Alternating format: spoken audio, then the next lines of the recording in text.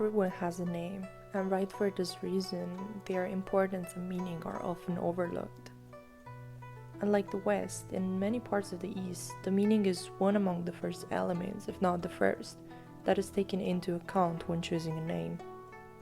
China is a fitting example of this phenomenon. Chinese language counts about 85,000 characters, each of which has a different meaning depending on how they are combined. Theoretically, in Chinese language, every character can become a person's name. What is a name in China? Confucius helps us understand with this sentence.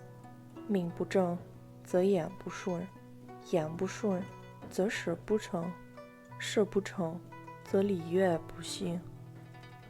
A name in China is capable of reflecting reality. If this purpose is not fulfilled, the result is chaos. The rectification of names, 正名, in Confucian philosophy primarily refers to a person's role in the society in which he or she lives. Over time, however, this thought also took hold in the choice of personal names. Xu Shoukang was a famous Chinese painter. His name Shoukang meant long life and good health, yet his life was full of pain and sorrow. For this reason, he decided to change his name to better represent his life experiences. He chose Xu Bei Hong. The character Bei means sorrow and sadness, while the character Hong indicates a goose, the sound of which resembles someone crying out in grief. Names in China are so important that in the past people had more than one, each with different meaning and usage. The one that interested me the most was the Ha. The Ha is a sort of more peculiar or ironical representation of an individual. It's a name that one person chooses for his or herself.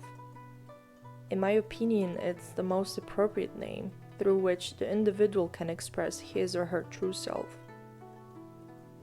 The practice of adopting a Ha faded over time, but scholars and linguists theorize about its revival in a more international guise.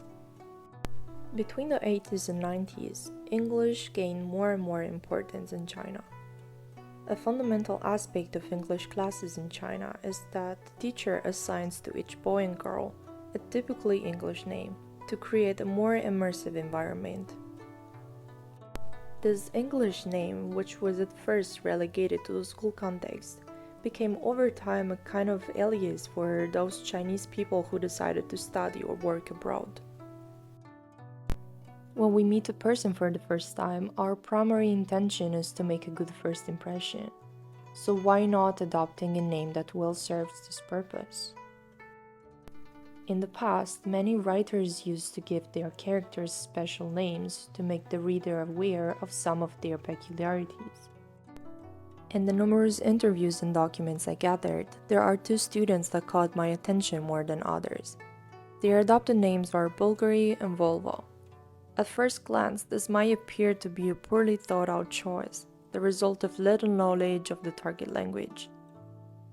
This may happen because we do not consider the most important element, the culture from which these two students come from, that gives to meanings the utmost importance.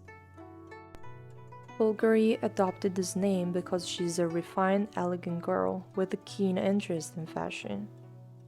Volvo is a boy that wants to be perceived as reliable because it's one of his peculiar characteristics. This is a linguistic and cultural phenomenon worth studying and to which I believe we have to give more emphasis. I would describe it as incredibly fascinating because the value of a name is not only related to the sound that that name produces, but also to all those hidden elements to which Eastern culture gives much more value than Western culture.